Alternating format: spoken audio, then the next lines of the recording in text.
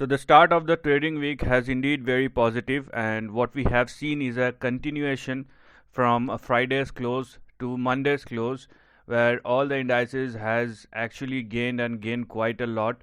And the biggest one is obviously the Nasdaq. I mean, in the last session it was up by more than 2%. Today's session it is up by more than 2%. It is actually plus 2.01%. So it has been a good momentum from the Nasdaq. But what is lagging, indeed lagging, is Dow Jones.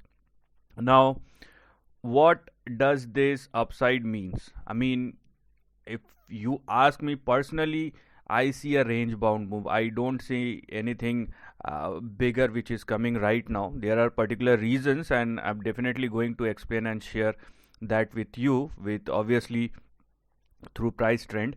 And for Nasdaq, because it has been lagging and lagging quite a lot, so any big upside specifically in Nasdaq obviously is an exception.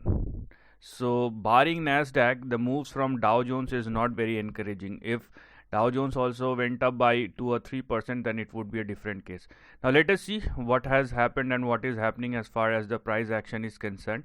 And obviously we are going to analyze the intraday session. So the analysis is for, or we will do analysis on daily basis. So we have to bother about the trading session for 24th of January 2023. So we will prepare ourselves accordingly. Now, as I've been telling you, and I have just said that it is a range bound move, and there is nothing more than a range that we can see right now. And you can clearly see this is the price chart of Dow Jones, and I'm talking about the hourly price chart. So, and even within the hourly price chart, you can clearly see that the Dow Jones is trading within a range. So you have your resistance, immediate resistance of 33,784, and you're gonna have your support on the downside, which will be 32,972 and 32,614. Only if the Dow Jones started trading above 33,784.85, then we will move towards 34,336 and 34,591.592.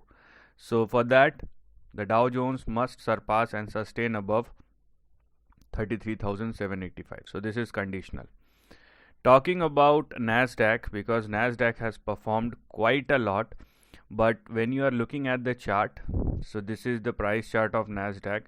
When you are looking at the chart, you can still see a range bound price action, and that's what I have just said. This is an exception, because the kind of fall we have seen in Nasdaq is indeed huge, very huge fall. So even if it performs exceptionally, or it went up by 2 or 3%, it does not mean anything actually as far as the trend is concerned, until and unless we see further moves, and until and unless there is a huge momentum, after which we can see a range breakout kind of thing. So there are lots of ifs and buts as far as Nasdaq is concerned. So because Nasdaq is trading within the range, so there is no point going beyond the range. So we have to stick to the range which we can see right now. As far as Nasdaq is concerned, what we can see is it is trading very near to the resistance zone. So rather than looking for an upside, beware about the resistance zone, and you have two immediate targets, which will be 11,500, 510 and 11,580, 590.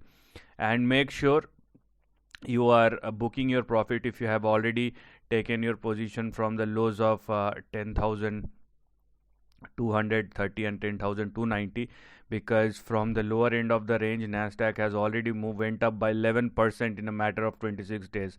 I hope you have observed this thing, and it's been up by 1100 points, and obviously it is a big upside in the short term as far as the indices is concerned, but it does not change anything. Okay, this is the hardcore fact. So if you want to go long in Nasdaq, just wait for the Nasdaq to settle above 11,600 and let it sustain above that. Right now you are trading very near to the resistance zone, so I would say beware.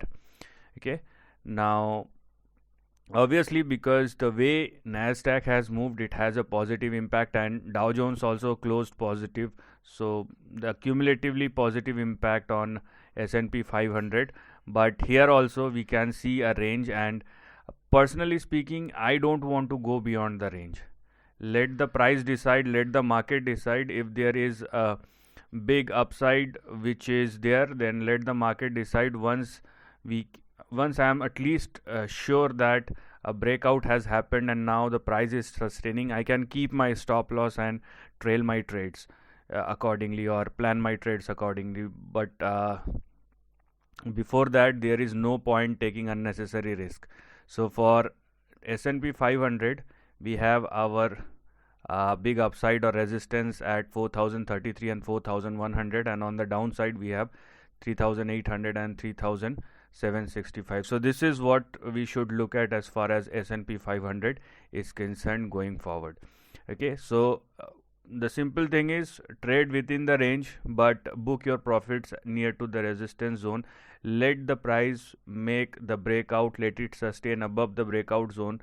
I mean, I'm talking about all three indices, and then we will take our decision accordingly. Now, the most important thing why I have said in the beginning of the video that I am not very convinced about this trend or about this upside, and for that, let me show you the weekly chart. This is the weekly chart. Obviously, if you are looking at the weekly chart, it is nothing, it does not look like a big trend reversal or something like that. Now the important thing over here is, if you are looking at the price trend, so the important thing over here is, let me show it to you. So you can see I'm talking about the indicator, the RSI. So let me zoom this a bit, and you can clearly see the RSI, what it is indicating. It is going down and going down pretty sharp.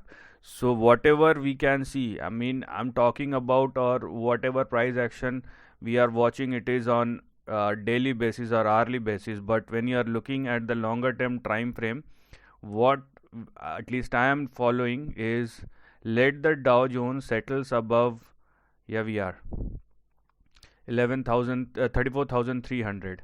If it sustains, or if it continues to sustain above 34,300, then I will think in a different manner. But till then, if it continues to close below 34,300, I mean, this is just like a mirage what we can see in the market. Probably you can make some money as far as the intraday or a couple of trading sessions are concerned, but if you are looking at the overall trend, this is nothing which we can say as a confident trade.